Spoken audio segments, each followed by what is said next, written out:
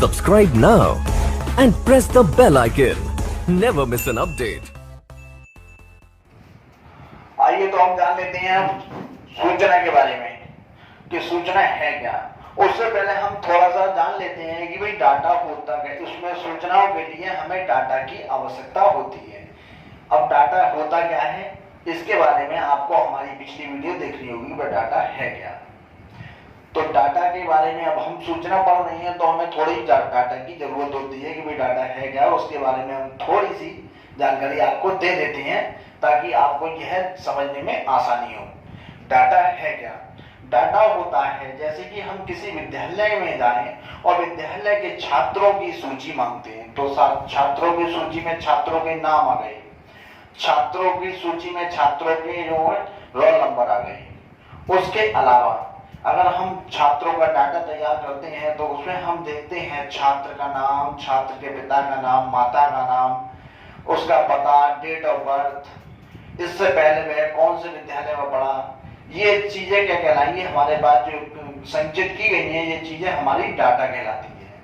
अब डाटा के बाद में आती है कि भाई डाटा से हमें सूचना कैसे मिलती है, मतलब सूचना होती क्या है कि सूचना हम किसको कहते हैं। तो अब हम समझ लेते हैं सूचना के लिए हम कह सकते हैं उपयोगी डाटा को कंप्यूटर की भाषा में सूचना कहा जाता है। उपयोगी डाटा को कंप्यूटर की भाषा में सूचना कहा जाता है। तो अब इसे विस्तार पूर्वक समझ लेते हैं। तो सबसे पहले हम देखते हैं सूचना यानी इंफॉर्मेशन। इंफॉर्मेशन में हम देखते हैं हमारे पास कई तरह के डाटा के भंडार होते हैं। बिल्कुल सही बात है, क्योंकि हमारे पास डाटा नहीं होगा तो हम सूचना कहां से निकालेंगे। जैसे कि अभी हमने बताया था कि भाई स्कूल में जो हमारे पास डाटा तैयार किया जाता है जिसमें छात्रों के नाम, रोल नंबर, पिता का नाम, एड्रेस, मोबाइल नंबर आदि ये क्या है हमारे डाटा है। तो हमारे पास कई तरह के डाटा के भंडार होते हैं, ठीक है। परंतु वह सब हमारे लिए सदैव उपयोगी नहीं होते हैं क्योंकि डाटा अलग अलग बिखरे हुए अव्यवस्थित तथ्य हैं जिनसे कोई निर्णय नहीं लिया जा सकता है, ठीक है। अब हम देखते हैं कि भाई ये उदाहरण के तौर पर हम सीखते हैं कि भाई उदाहरण से हमें पता चल जाएगा कि डाटा हमें वास्तविक है क्या, डाटा सूचना है क्या। तो अब देखते हैं उदाहरण में देखते हैं किसी कक्षा में पढ़ने वाले लड़कों की अलग अलग उम्र के लिए डाटा है, परंतु हमें उस कक्षा की औसत उम्र की जरूरत है। यह हमारे लिए उपयोगी है क्योंकि जो हमारे लिए उपयोगी है भाई हमारे लिए सूचना है। तो हम कह सकते हैं उपयोगी डाटा को कंप्यूटर की भाषा में सूचना कहा जाता है। उपयोगी डाटा को कंप्यूटर की भाषा में सूचना कहा जाता है। हम डाटा इकट्ठा ही इसलिए करते हैं कि उसमें से सूचना निकाल सकें। इसके लिए हमें डाटा की कुछ क्रियाएं करनी पड़ती हैं। अब वह क्रिया होती क्या है, अब हम समझ लेते हैं क्या क्रियाएं हैं। जैसे कि हमने कक्षा में छात्रों की सूची तैयार की है, लेकिन हमें उसमें जब हमने सूची तैयार करी थी तो उसमें हमने देखा था कि भाई उम्र, मोबाइल नंबर, पिता का नाम, माता का नाम आदि क्रियाएं देखी थी।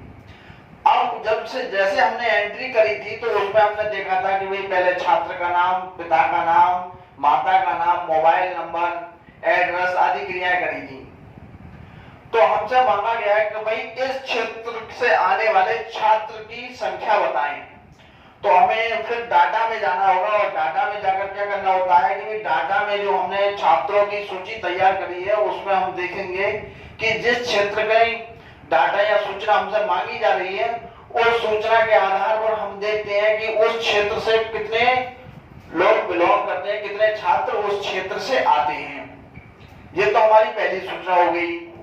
उसके बाद हमसे पूछ लिया जाता है कि भाई कक्षा में कितने छात्र ओबीसी कैटेगरी में आते हैं या ओबीसी अन्य पिछड़े वर्ग में आते हैं। तो ये हमारे पास सूचना हो गई।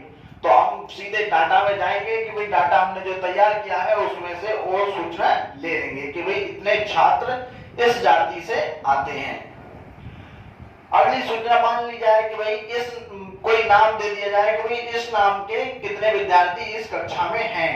तो जैसे कि एक क्लास में एक नाम के 2 या 3 छात्र हो सकते हैं, तो वह हमारी सूचना हो गई। अगली सूचना मान लिया कि भाई आपसे मान लिया जाए कि भाई 2002 में कितने छात्रों की जन्म तिथि 2002 है। तो ये हमारे पास क्या हो गई सूचना। तो हम अपने आंकड़ों में जाएंगे, आंकड़ों में उसमें डाटा में जाएंगे, डाटा में देखेंगे कि भाई 2002 में कितने छात्रों ने जन्म लिया था और उनकी डेट ऑफ बर्थ 2002 कितने छात्रों की है, वह हम निकालेंगे और वह हमारी सूचना हो गई। तो इसी तरह से हम देखते हैं कि भाई डाटा जो होता है उसमें से हम सूचना निकालते हैं। अब उसी के अनुसार हम देखते हैं कि जैसे कि हमारे पास और जानकारी मान ली जाए क्लास से संबंधित, कक्षा से संबंधित, कि भाई आपके क्लास में रोल नंबर 1 से 10 तक कितने छात्र इस क्षेत्र से बिलोंग करते हैं, या कोई क्षेत्र दे दिया जाए उससे बिलोंग करते हैं। तो उन क्षेत्रों में जो है उन क्षेत्र से उन छात्रों की सूची निकाल ली जाएगी कि भाई इतने छात्र उस क्षेत्र से बिलोंग करते हैं। तो ये हमारी सूचना कहलाएगी।